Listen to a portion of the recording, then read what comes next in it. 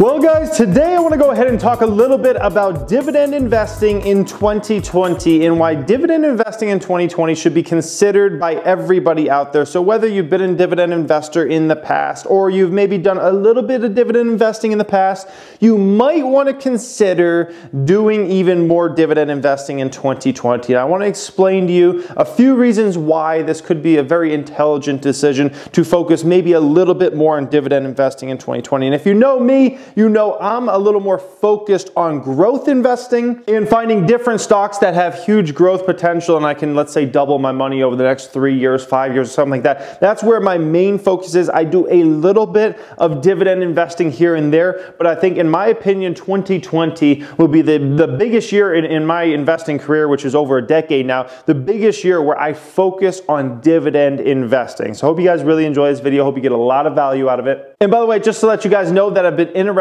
in joining my private stock group, we are going to have a big annual sale from January 1st to January 5th. Link down there in the description to enter your email. We'll shoot you an email as soon as the deal drops on New Year's Day. So if you ever wanted to learn directly from me and be part of the Discord chat and all those sorts of things, this is going to be your big opportunity, okay? So let's talk about dividend investing in 2020. By the way, if you like dividend investing, make sure you smash the thumbs up button and leave me a comment on what your favorite dividend stocks are for 2020 and beyond. I would love to see some of those dividend stocks from you guys out there, okay? So essentially, if you don't really know what dividend investing is, it's essentially buying stocks with the purpose of making dividend yield money, not necessarily getting stock gains on it. So it's a much different mentality than like my traditional mentality, which was I'm going to buy this stock and over the next 3 years, 5 years, I expect to double my money, okay? The stock price to go up a bunch. A dividend investor, the focus, especially for people that are dedicated toward dividend investing, yeah, it would be nice if they could get stock price gains over time, but they're mainly focused on that dividend yield, which a dividend yield is essentially the percentage of money you'll get back on that investment each and every year. So you might see, a stock pays a 2% dividend yield or 3% dividend yield or something like that. You can see all that information, even on something like Yahoo Finance. You can type in like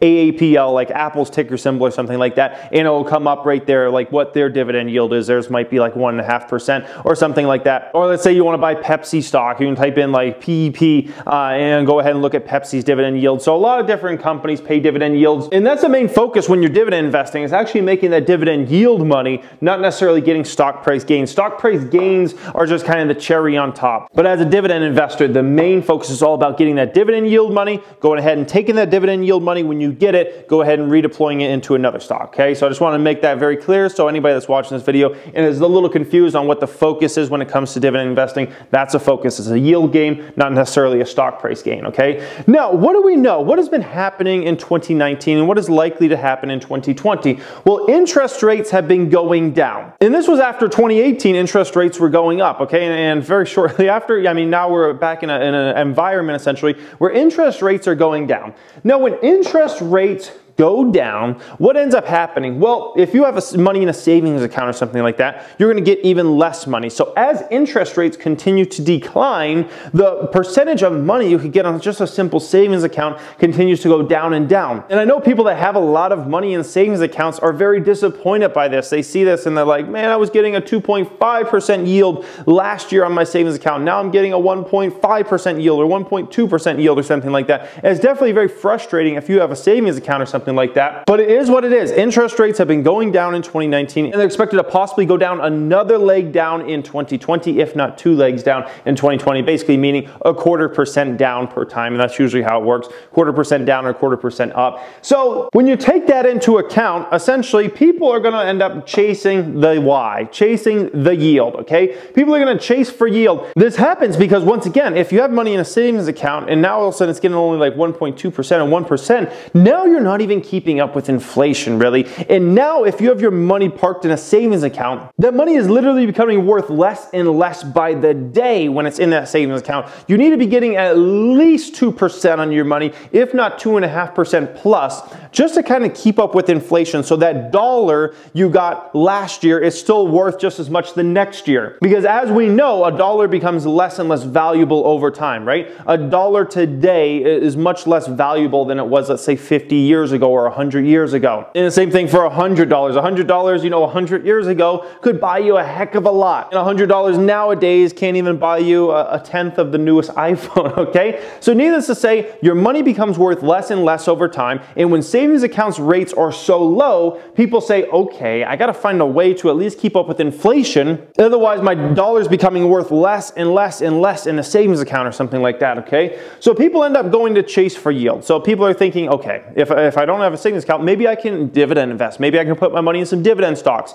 that pay, let's say, 2% yield, a 3% yield, a 4% yield. So then at least I can keep up with the amount of inflation, or maybe even grow a little bit faster than inflation rather than have my money in a savings account. Most savings accounts now are paying 1.5% or lower now, okay? So, which once again, is not keeping up with inflation. So people are going to chase the yield, okay? So that's something to take into account. So a lot of more people are going to be looking at dividend investing stocks in 2020. So there's a decent probability you can actually get some pretty nice stock gains on these stocks if you get in before other folks, okay? So now with that being said, we got to take this into account. The NASDAQ going into 2019 was like 6,500. I think it was even a little lower than 6,500. Here we are at the end of 2019 now. It's at 9,000 plus. It's been a tremendous year for the markets. The markets entered the year, you know, definitely undervalued, but needless to say, 2,500 plus points the market has jumped. The NASDAQ has jumped in 2019. It's been a monster year. It's been a great year in the market. And everybody out there who's been investing in the stock market in 2019 should have made some kind of money, okay? Whether you outperformed the market or underperformed the market or made a market perform, like you should have at least made some money in the market in 2019 from stock price gains alone, okay? Never mind plus like dividend yields and things like that. But the market's having an amazing year.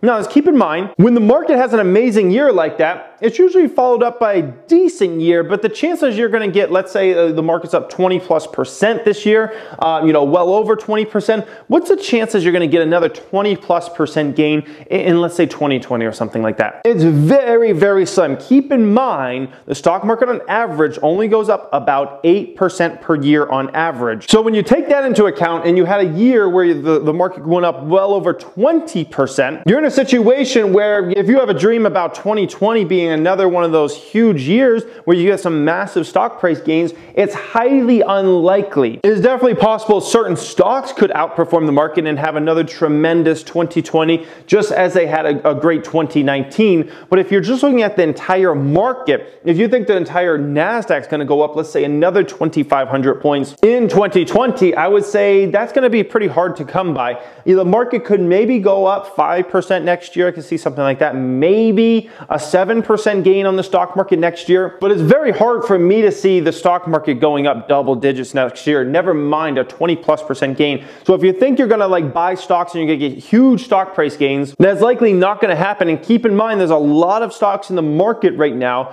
are overvalued or fairly valued. And in this game of buying stocks, especially if you're talking growth stocks, we want to buy these stocks for undervalued prices, not necessarily fair value or overvalued. No, that's definitely not the name of the game. But because the market has had such a tremendous 2019, it's led a lot of the, especially a lot of the big cap tech stocks to get a little overvalued, and their valuation just gets stretched. If you're looking at trailing Ps, and especially if you're looking at forward Ps, a lot of these big Goliath tech companies that people would love to build into really big positions, a lot of them are, to be quite frank, a lot of them are overvalued right now, which from that standpoint doesn't look as an attractive a year as if you're trying to get stock price gains or something like that, okay? Now, here's the best part about dividend investing in 2020. When we talk about the markets had an amazing year and there might not be a ton of great deals out there, and just to be honest, there's not a ton of great deals out there right now in the market.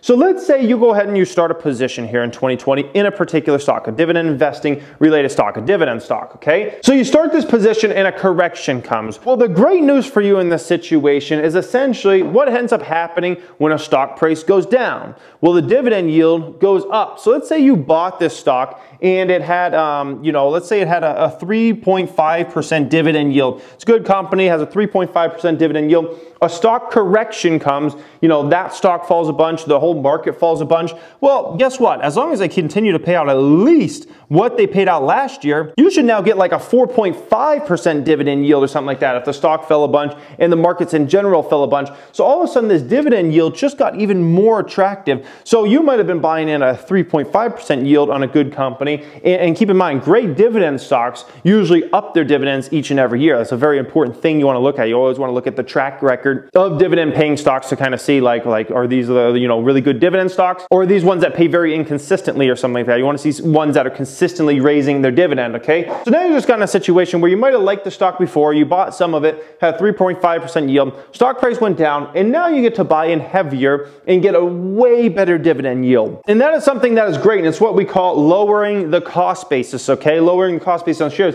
And when I'm growth investing, I'm just thinking about it as I'm getting this stock for a better deal. I'm gonna make even a bigger percentage on my money now. We absolutely crushed the market this year and just completely decimated it. One of the big reasons was because I was lowering cost basis in October, November, and December of 2018. I was buying stocks really heavy, and then we went into this year and it was a great year and we absolutely crushed the markets, and it's pretty much mainly because I lowered cost basis time and time again on a ton of these stocks. And this is the exact same thing you can do on dividend stocks, but the great thing is you don't even have to worry about the stock price gains over time, even though hopefully those will come. It's just all about you get a better and better dividend yield. You get the stock for a more undervalued price than it was previously. So this puts you in a situation where you don't have to fear the correction, okay? When you hear, oh man, maybe a correction is going to come in 2020, maybe it comes in early 2020, maybe it comes in the middle of 2020, maybe it comes at the end of 2020. When you hear like, oh, maybe a stock market correction is going to come and stocks are going to fall 10%, 20%, something like that, you don't have to fear it, because you're in a situation here where, once again, you always want to keep at least 10% of your wealth in cash. That way you always can invest in stocks and you can always take advantage of deals. And you put yourself in a situation where you don't have to be scared of what if the stock market correction comes or something like that. You don't have to go in there with fear, because you start a position, you're like, I would love that stock to go lower. I would love that stock to go lower, because now I get a bigger and bigger dividend yield. And this is what I do with all of my stocks. I've done this with Facebook in the past. I've done that with Tesla stock. Pretty much any stock I own, I lower cost basis. I always keep cash around. So when some of these great deals present themselves, I'm able to load up on shares and get them for a very cheap price, and then we make ridiculous gains on it. Just the difference is here, the gains is the second focus. The main thing is you want that better and bigger dividend yield, and if the stock falls because of a correction, something happens to the stock market or that stock specifically, you get to get that stock at even a better price than you got it before, and it pays you even more money. As long as the company's doing great, then you should definitely make more and more money on your dividend stock over time, guys. And so that's why dividend investing in 2020 could actually be a very intelligent move. And I'll be more focused on dividend investing in 2020 than I ever have been in the past. It doesn't mean I won't buy any growth stocks in 2020 or something like that. I'm just saying, as I go into 2020, I'm going to be looking at dividend investing and building out my dividend portfolio much, much heavier, which, by the way, I have a dividends only account now. I think I have 5 stocks in there. I would love to get that account to maybe a 6-figure account in 2020, and maybe get to a place where we own 7 to 10 different dividend stocks. And that's one of the accounts that you can see every single move I make in my private stock group, along with the huge public account that I have over $400,000. You can see exactly what stocks I'm buying. So by the way, if you guys are interested in joining that group, make sure you get on that deal. Enter your email down there in the description. We'll shoot you the deal as soon as it drops on New Year's Day. Thank you for watching. Have a great day.